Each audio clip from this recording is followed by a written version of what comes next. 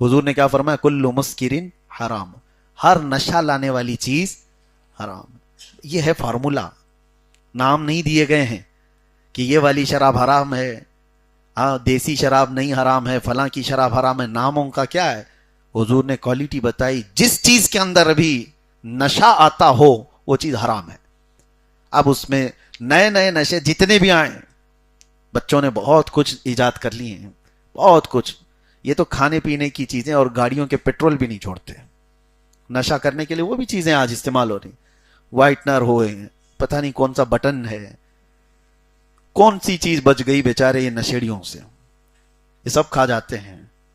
میں تو یہاں تک دیکھا کہ جیل کے اندر چرس گانجا نہیں مل رہا ہے، بہت پابندی، حالانکہ سب آتا ہے، سب چیزیں پاس ہوتی ہیں اور خاکی لوگ ہی لے کے آتے ہیں۔ کئی مرتبہ ایسا ہوا کہ جو ایڈکٹڈ ہیں ان کو نہیں ملتی چیز، تو حد ہو گئی۔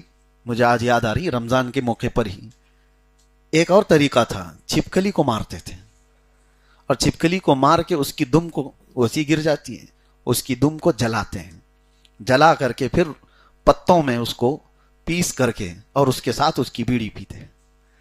کہتے ہیں بہت زبردست نشہ ہوتا ہے۔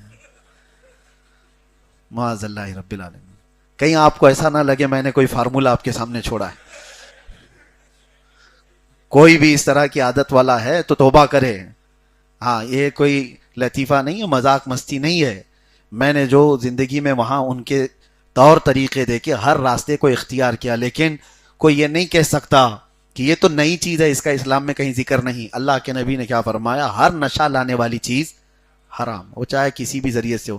کچھ اگر کیمیکل سونگھنے سے کسی کو نشہ آتا ہے تو وہ بھی حرام کی مقدار ہے، کوئی چیز سونگھنے سے ہی آتا ہے۔ حتیٰ کہ فقہ میں یہ بھی بتایا گیا ہے کہ بھوکے تھے آپ بہت دیر تک بھوکے تھے، دن بھر، اور رات کو خوب پیٹ بھر کر چاول کھا لیا، اور چاول سے نشہ آتا ہے، پکے ہوئے چاول سے اگر پیٹ بھر کر کے کھا لیا اور غنودگی آ رہی ہے آپ کو، دماغ پر چڑھا ہوا ہے، تو وہ کھانا آپ کا حرام ہو گیا، کیونکہ وہ نشہ لایا ہے۔ حالانکہ حلال چیز کھائی ہے آپ نے، لیکن اتنی مقدار میں کھایا اس حلال کو کہ وہ نشہ ہو گیا۔ بات یہ کر رہا تھا کہ اسلام نے کسی شوشے میں چھوڑا نہیں، کسی شوشے میں نہیں۔